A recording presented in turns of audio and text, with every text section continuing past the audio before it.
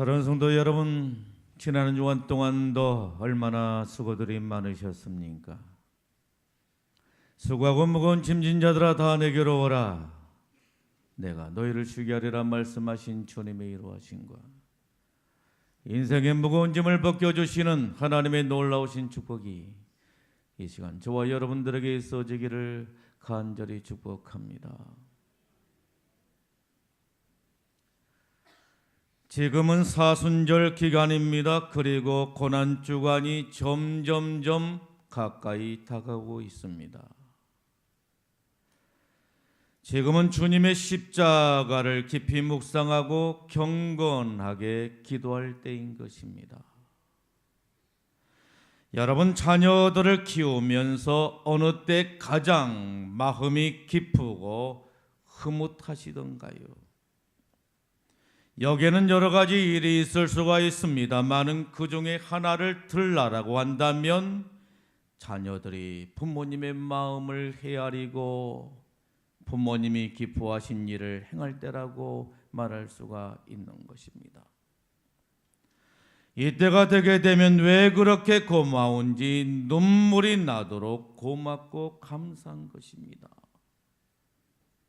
있으면 떡이라도 하나 더 주고 싶고 업어주고 싶고 업어서 춤이라도 덩실덩실 추고 싶고 뭐든지 다 해주고 싶은 것입니다. 요즘 저의 마음을 기쁘게 해주는 일이 있습니다. 그것은 다름이 아닌 각 부서에서 새벽 기도를 작정하고 열정적으로 기도하는 것입니다. 그것만도 고마운데 어느 셀에서는 특송까지 준비해서 새벽 기도의 은혜를 더해주고 있는 것을 보게 됩니다. 얼마나 고맙고 감사한지 그 셀은 날짜를 잡아요. 제가 식사라도 대접하겠습니다. 농담이 아니라 진담인 것입니다.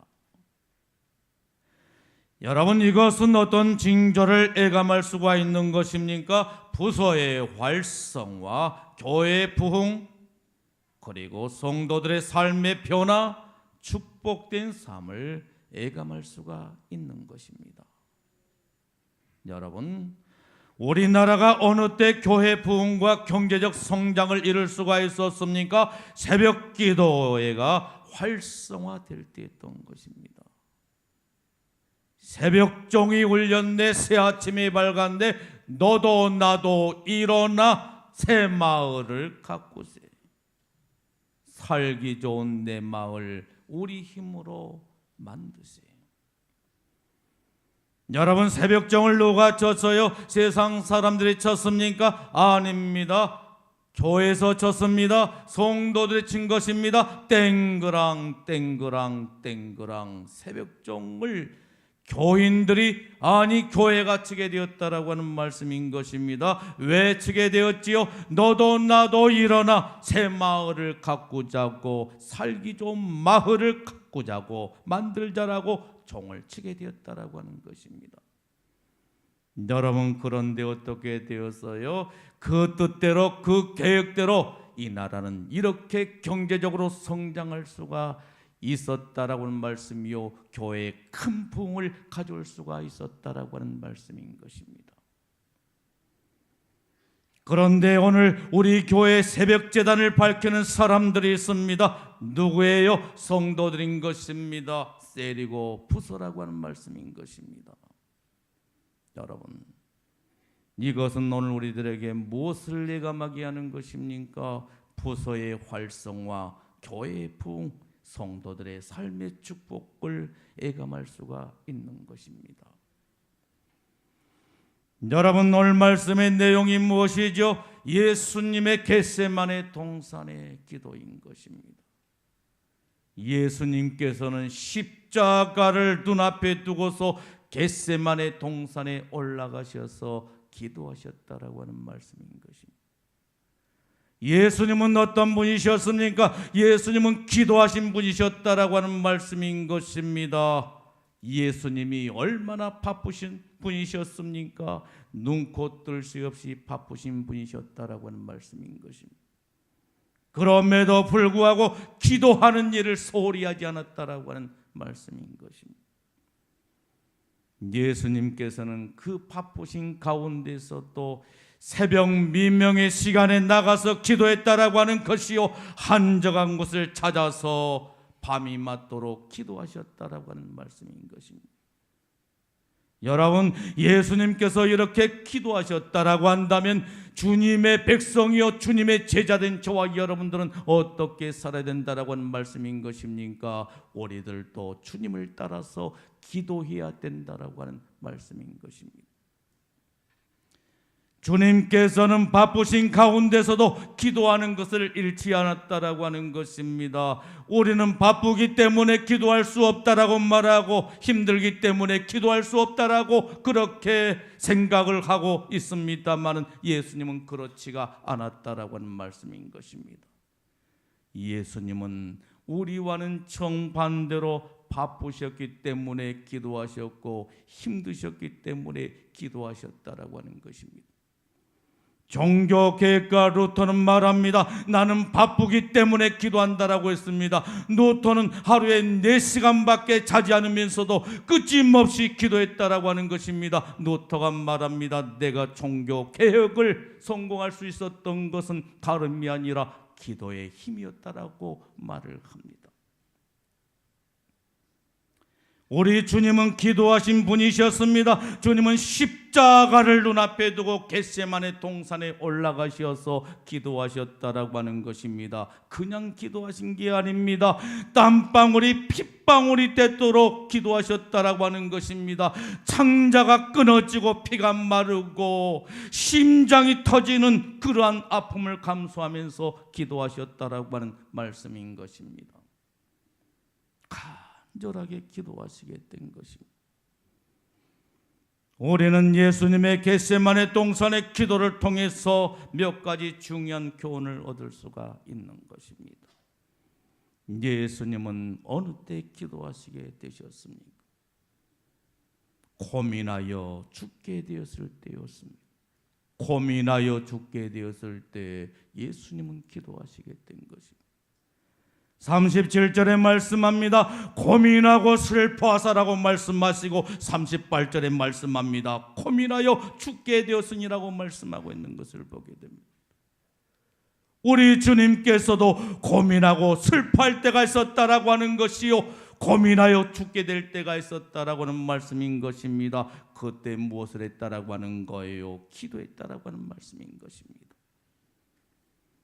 예수님께서는 하나님의 아들이시요 하나님이셨지만 그도 인성을 가지고 계셨기 때문에 십자가의 고통과 죽음 앞에서 심히 고민하지 않을 수가 없었다라고 하는 것입니다.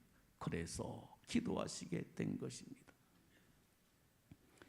여러분, 고민이 있습니까? 사람이 살다 보게 되면 이런저런 일로 고민하게 되는 것입니다. 여러분들에게도 고민거리가 있습니까? 그렇다라고 한다면 기도하십시오. 그 고민이 슬플 정도로 깊고 죽을 정도로 힘든 고민입니까? 그렇다면 기도하십시오. 낙심하지 말고 기도하십시오. 두려워하지 말고 기도하십시오. 하나님께서 내 괴로운 사정을 다 아시고 응답해 주실 줄로 믿습니다. 내 모든 형편 다 아시는 주님께서 우리의 모든 고민을 해결해 주시고 우리에게 참 평강을 허락해 주실 줄로 믿습니다. 우리는 한나의 기도를 너무도 잘 알고 있는 것입니다. 한나는 어떤 여인이었습니까? 한나는 마음이 심히도 괴롭고 슬픈 여인이었다라고 하는 말씀인 것입니다. 왜 그렇습니까? 엘가나에게는 두 아내가 있었습니다. 첫 번째 아내는 한나요, 두 번째 아내는 브닌나였다라고 하는 말인 것입니다. 둘째 아내는 아이를 쑥쑥쑥 잘 낳은데 첫째 아내 한나는 아이를 낳지를 못하게 된 것입니다. 그래서 심히도 마음이 괴롭고 슬픈 여인이었다라고 하는 말씀인 것입니다. 그런데 이게 웬일입니까? 아이를 갖지 못한 것도 서러운데 둘째 아내 분인나가 한나 앞에서 유세를 하게 된 것입니다. 아이도 못난 것이, 아이도 못난 주제에 하면서 깔보고 무시하고 한나의 마음을 격동시켰다라고 하는 말씀인 것입니다. 그러자 한나는 너무너무 괴로워서 먹지도 못하고 잠을 이루지도 못하고 날이면 날마다 눈물바람을 하면서 인생을 살게 되었다라고 하는 말씀인 것입니다. 그러다가 어느 순간에 정신이 들게 된 것입니다. 내가 이렇게 살아서는 안 되지, 내가 이렇게 살아서는 안 되지. 이렇게 운다고 될 일이냐, 괴로워한다고 될 일이냐, 이렇게 슬퍼한다고 해서 될 일이냐, 원망한다고 될 일이냐, 아니다라고 하는 것입니다. 그래서 한나는 절망의 자리를 박차고 일어나서 하나님의 성전을 찾게 된 것입니다. 하나님의 성전을 찾아서 생명의 주인 되신 하나님, 대열매와 상급을 주신 하나님 앞에 간절하게 부르짖어 기도하게 되었다라고 하는 것입니다. 서원하며 기도한 것입니다. 서원하며 간절하게 기도한 것입니다. 마치 술 취한 사람처럼, 미친 사람처럼 떼굴떼굴 굴러다니면서 하나님 앞에 기도하게 된 것입니다. 피눈물을 쏟으면서 통곡하면서 하나님 앞에 기도하게 된 것입니다. 만군의 여호와여, 주의 요정을 돌아보사 아들을 주옵소서. 아들을 주신다라고 한다면 그 아들을 하나님 앞에 온전히 드리겠습니다. 아들을 주옵소서라고 하면서 피눈물을 쏟으면서 간절하게 기도하게 된 것입니다. 그랬더니 그에게 아이가 생긴 것입니다.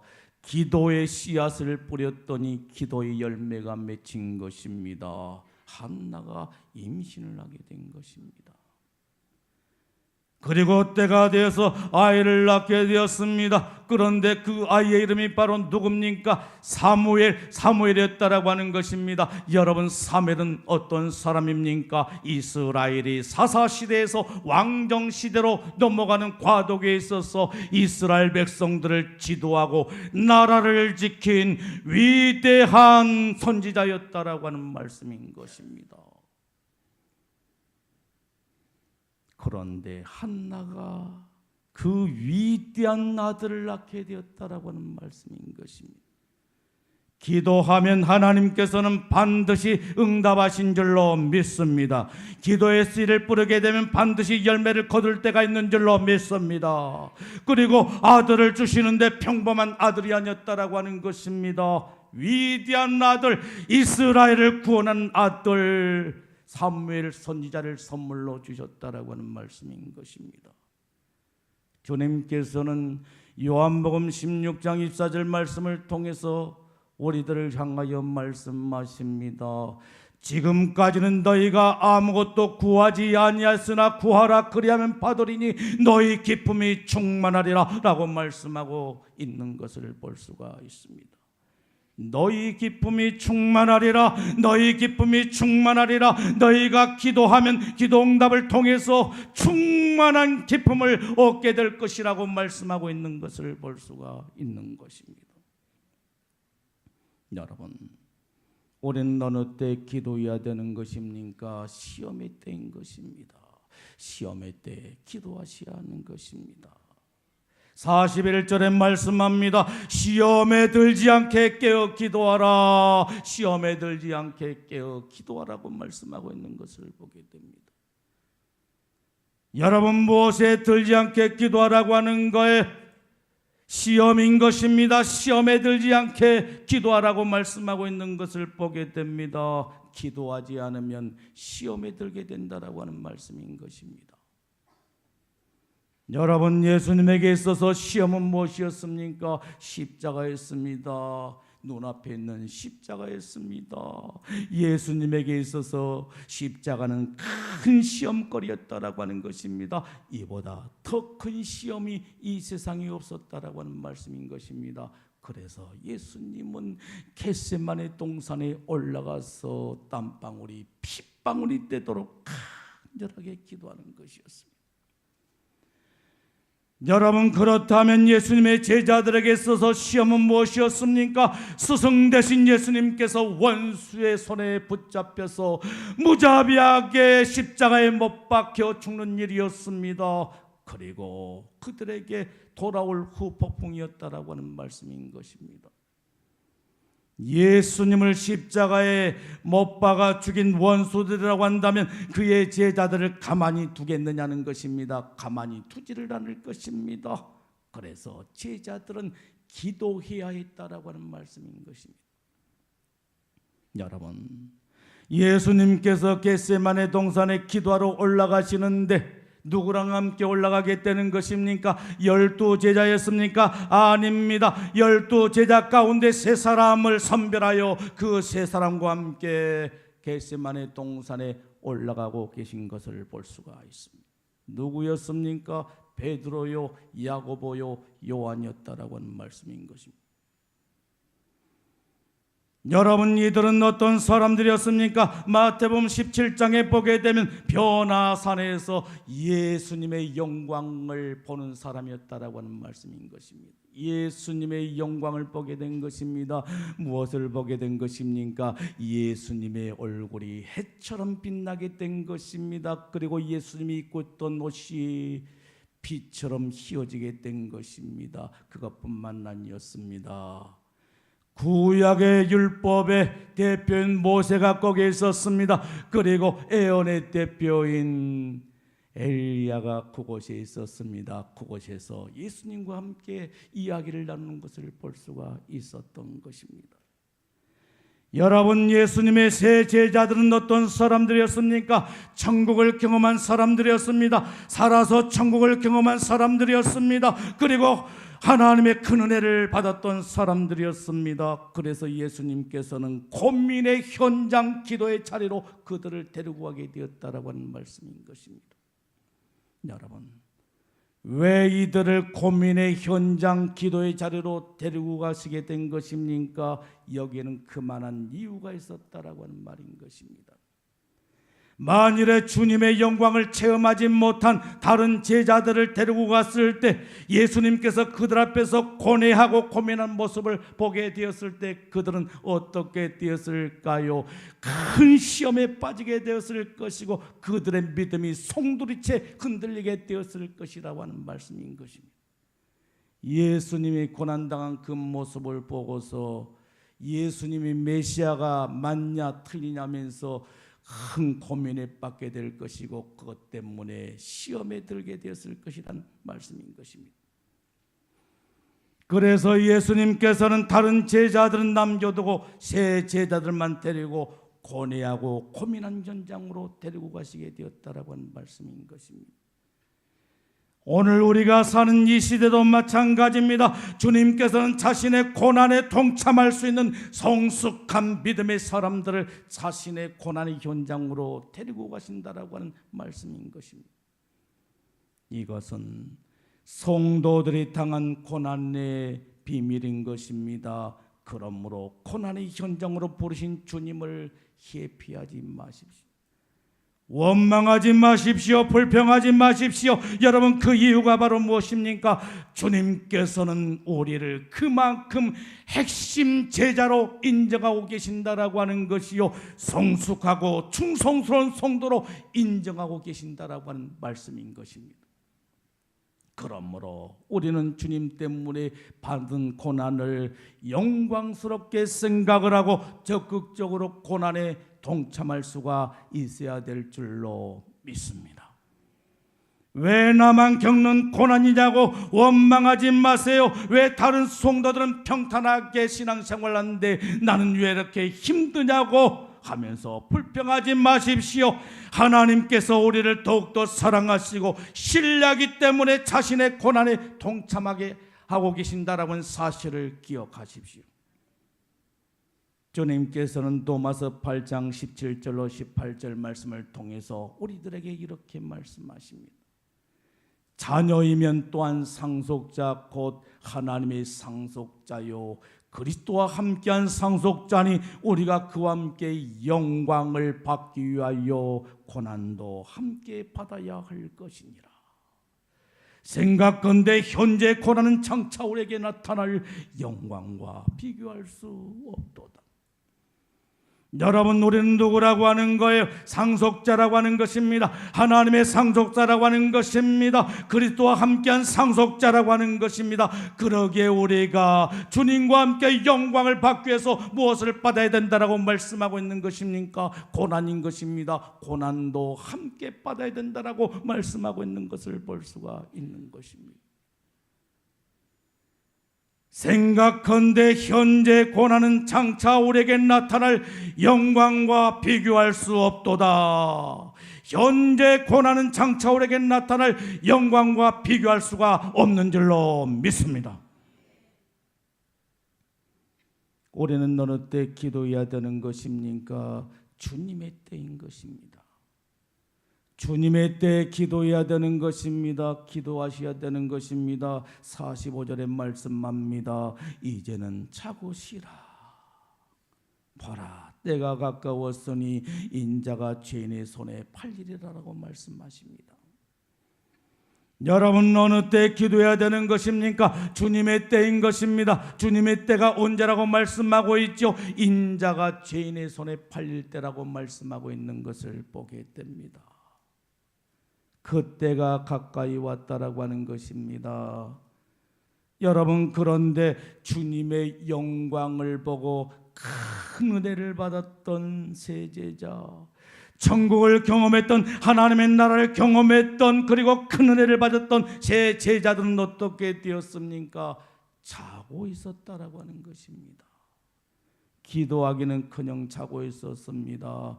주님께서는 그들에게 뭐라고 말씀하십니까? 36절에 보게 되면 내가 저기 가서 기도할 동안에 너희는 저기 앉아 있으라라고 말씀하십니다. 37절에는 깨어 있으라고 말씀하고 있는 것을 볼 수가 있는 것입니다. 여러분, 여기에 앉아 있으라라고 한 말씀은 무슨 말씀인 것입니까? 그냥 앉아 있으라고 말씀인 것입니까? 아닙니다. 피곤하니 여기에 잠시 쉬라고 하는 말씀인 것입니까? 아닙니다. 기도하라고 하는 것입니다. 내가 저기 가서 기도할 동안에 너희들은 여기 앉아서 기도하고 있으라고 하는 말씀이었습니다. 여기 앉아서 깨어서 기도하라고 하는 것입니다. 시험에 들지 않게 깨어 기도하라고 하는 것입니다. 그런데 그들은 어떻게 했습니까? 자고 있었습니다. 깨어놓으면 자고, 깨어놓으면 자고, 계속해서 줄기차게 자고 있었다라고 하는 말씀인 것입니다.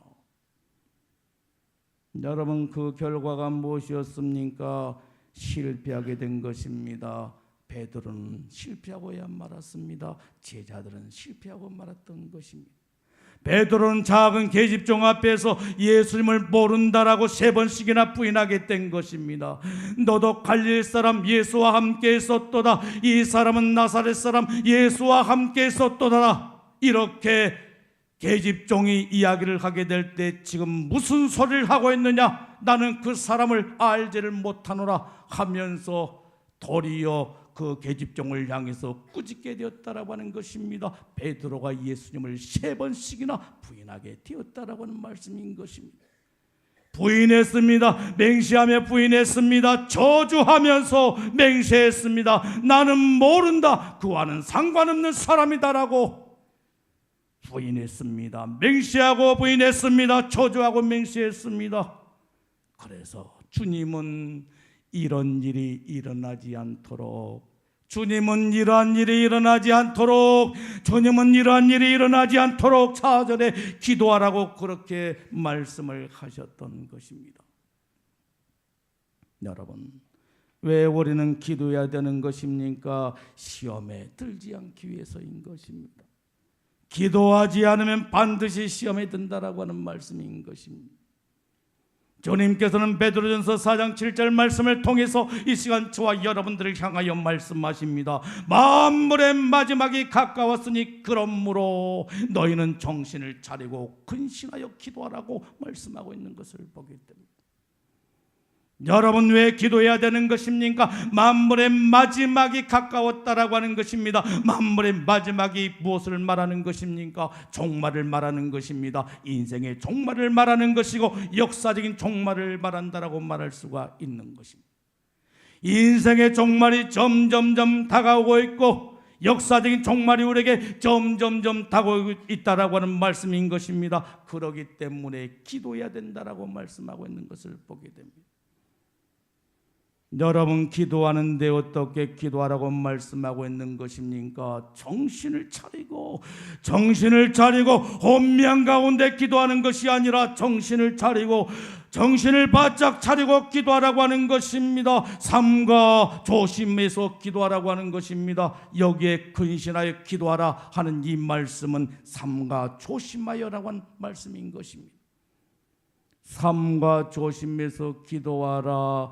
여러분 왜 그렇습니까? 우리가 기도하지 않냐면 주님을 기쁨으로 맞이할 수가 없다라고 하는 것이요, 주님 앞에 떳떳하게 살 수가 없기 때문인 것입니다. 우리는 참으로 안타까운 사실을 접하고 있습니다. TV를 통해서 그리고 여러 매스컴들을 통해서 우리는 참으로 안타까운 사실들을 접하고 있는 것입니다. 여러분, 얼마나 많은 사람들이 추락하고 있습니까?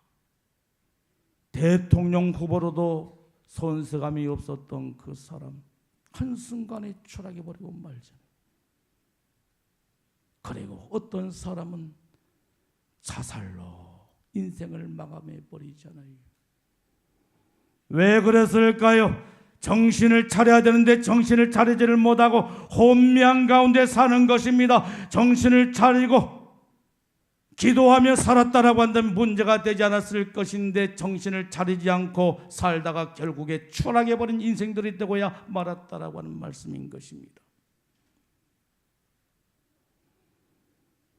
그리고 왜 우리는 기도해야 되는 것입니까? 왜 정신을 차리고 기도해야 되는 것입니까? 근신하며 기도해야 되는 것입니까? 삼가 조심하면서 기도해야 되는 것입니까? 마지막 때가 되게 되면 사단들이 성도들을 넘어뜨리기 위해서 최악으로 발악을 하게 된다라고 하는 것입니다. 최후의 발악을 하게 된 것입니다. 할 수만 있으면 넘어지게 하기 위해서 온갖 방법을 다 동원하게 된다라고 하는 말씀인 것입니다. 그러므로 기도해야 된다라고 하는 말씀인 것입니다. 기도하지 아니하면 결국에 베드로처럼 결국에 가룟 유다처럼 우리들도 실패할 수밖에 없다라고 하는 말씀인 것입니다. 나는 결코 베드로 같은 사람이 아니다라고 장담하지 마십시오. 나는 결코 가룟 유다와 같은 그런 사람이 되지 않을 것이라고 장담하지 마십시오. 그리고 오늘날 추락하는 그런 사람들을 보면서 나는 그들과 전혀 다른 사람이다라고 그렇게 장담하지 마십시오. 우리들도 어느 순간에 자칫 잘못하게 되면 넘어지고 쓰러지고 결국에 실패할 수밖에 없는 연약한 인생임을 기억하고 우린 주님 앞에 무릎을 꿇고 그러한 사람들이 되지 않기 위해서 기도해야 될 줄로 믿습니다. 사랑하는 성도 여러분, 예수님께서는 어느 때 기도하시게 되셨습니까? 고민하여 죽게 되었을 때인 것입니다. 고민하여 죽게 되었을 때 방에 들어 누워 있는 것이 아니라 낙심하고 절망하고 두려움 속에 쌓여서 하루하루 그렇게 인생을 사는 것이 아니라 고민하여 죽게 되었을 때 주님께서는 기도하셨다라고 하는 말씀인 것입니다. 시험의 때에 기도하셨습니다. 주님의 때가 가까이 오므로 기도했습니다. 우리는 쉬지 말고 기도해야 되는 것입니다. 여러분 왜 그렇습니까? 기도는 영혼의 호흡인 것입니다. 여러분 우리의 육체의 호흡이 끊기게 되면 어떻게 되는 것입니까? 그때는 죽고야만 하는 것입니다. 기도하지 아니하면 그 어떤 사람이라 할지라도 기도하지 아니하면